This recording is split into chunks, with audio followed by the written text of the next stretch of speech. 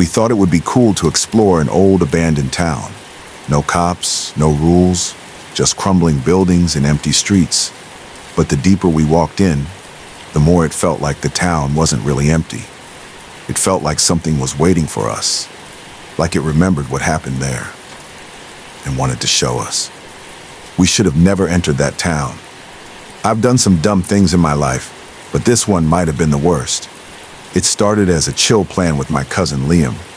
He's into urbex, urban exploration, and he found this old town online. No name, just coordinates and a few grainy pictures. We thought it'd be perfect. Drive out, get some cool shots, maybe spend the night there. Just two guys messing around, nothing serious. But that town, it wasn't empty, and we should have turned back the second we stepped in. It was around 5 hours from where we lived. Middle of nowhere, no phone signal, dirt roads, thick trees, fog that made it feel like a dream. When we finally reached it, the first thing I noticed was how quiet it was. No birds, no wind, just dead silence. The buildings looked frozen in time. Broken windows, collapsed roofs, a rusted gas station with prices from the 80s still on the sign. We parked the car at the edge of the town and walked in. Liam had his camera out, filming everything. He was hyped. I felt weird, like the air was thick, heavy. My chest hurt a little, like something was pressing down on it. We explored a diner first. Booths still had plates on the tables, like people just left in the middle of eating. Dust everywhere. And this smell, like wet wood and something sour. Liam joked about how the food must have been that bad. I didn't laugh. I was too focused on the writing on the wall. Right behind the counter, scratched deep into the wood, were the words, "Do not stay." I showed Liam, but he brushed it off, said someone probably added it later for fun. But it didn't look new. The scratches were old, faded, like they'd been there for years. We moved on, house after house, all empty, but not abandoned in the normal way. Everything was left behind. Clothes in closets, toys on the floor, a wedding dress still hanging in one room. It felt like everyone just vanished. And then we heard the bell. A single church bell, ringing once. We both froze. There was a small church at the center of the town.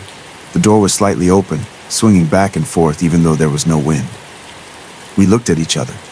No one wanted to say it, but we were both thinking the same thing. There shouldn't be anyone here. Still, we went in. Dumb, I know. The church smelled worse than the diner. Mold, rot, and something metallic. Blood, maybe.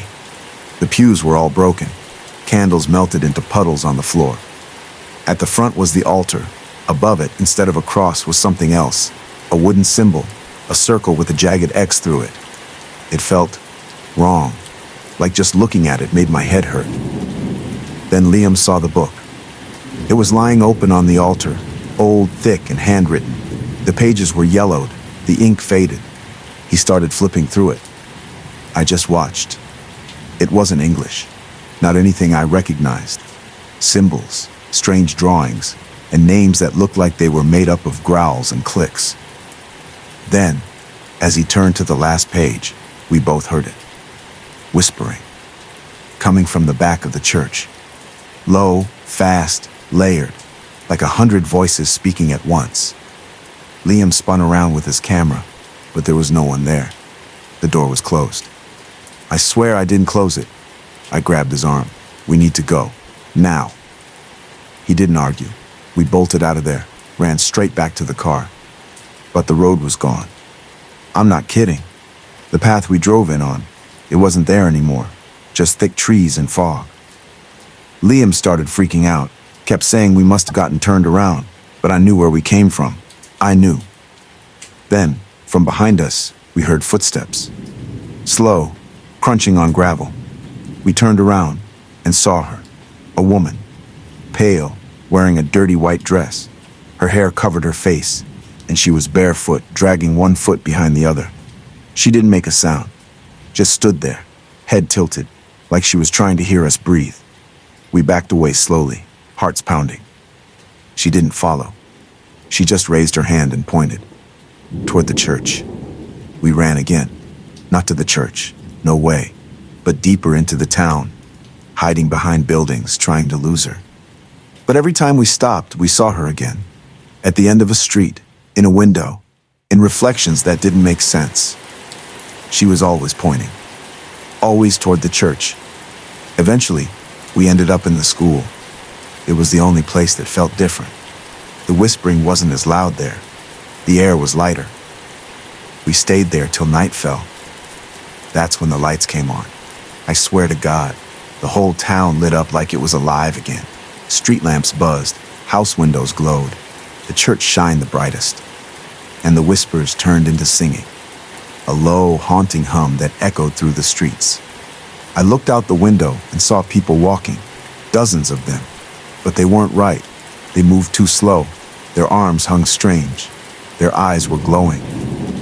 They were coming toward the school. We ran to the back, found an old fire escape, and climbed onto the roof. From up there, we could see the whole town, and what was standing at the church doors. It wasn't the woman. It wasn't even human. It was tall, hunched, with arms that dragged on the ground. Its head was wrong, bent backward, mouth stretched open too wide. It raised both arms, and all the people below stopped. Then, in perfect sync, they all looked up at us. I don't remember what happened next. It's a blur. Running, screaming, that awful singing chasing us. We must have passed out, because when I opened my eyes it was morning, and we were lying next to the car. The road was back. The town looked dead again. No lights, no people. Just silence. We didn't talk the whole ride back. Liam deleted the footage, said it didn't feel right keeping it. A week later he moved away. Said he couldn't sleep. Said he kept hearing whispers in his dreams. I haven't spoken to him since. As for me, I still dream about that woman. Still see her pointing. And I still wonder what would have happened if we'd gone back to the church. Story 2. We were just a bunch of high school friends trying to have one last trip before everyone went off in different directions. College, jobs, whatever.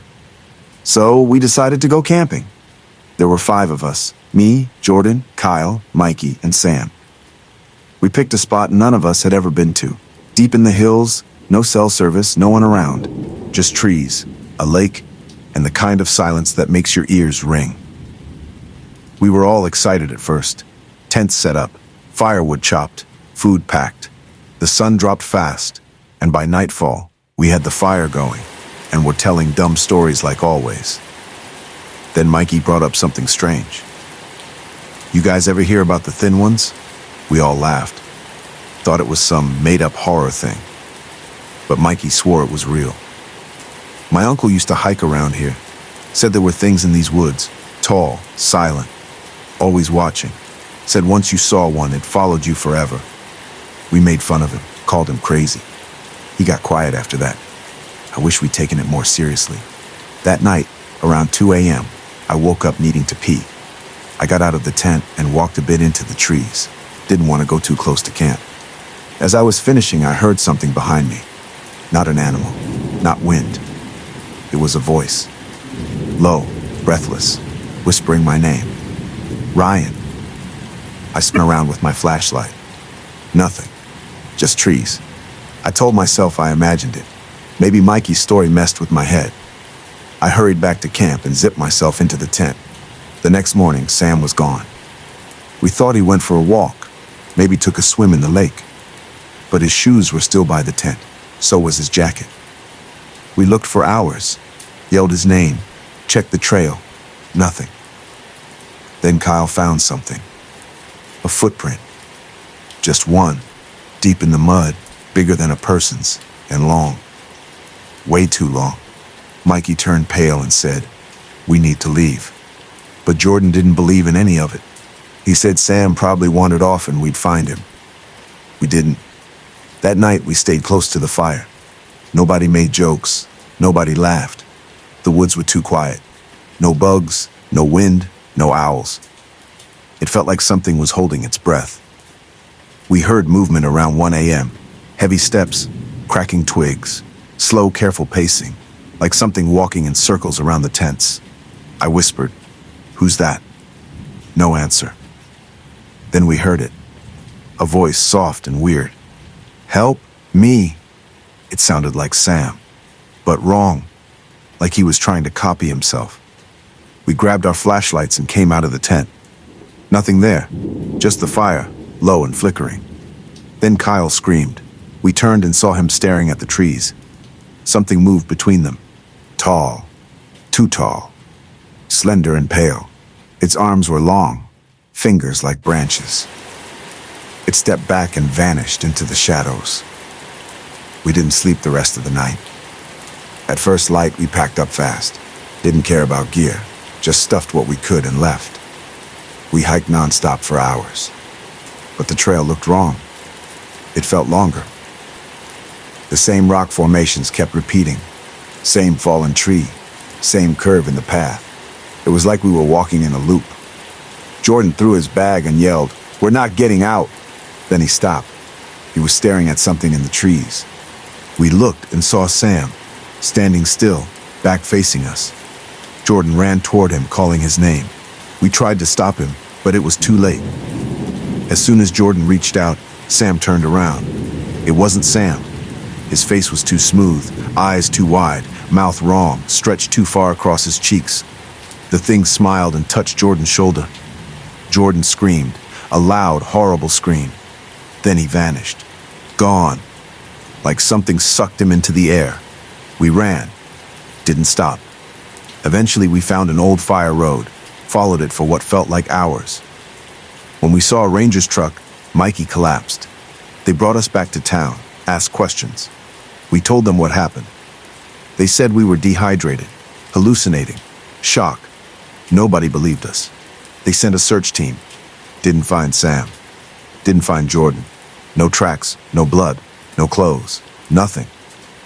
That was 3 years ago. I don't talk to Kyle or Mikey anymore. We don't text, don't meet up. We all deal with it in our own way. But some nights, I wake up and hear voices outside my window, calling my name. Sometimes I look outside and see something standing at the edge of the woods behind my house. Tall, still, smiling, waiting.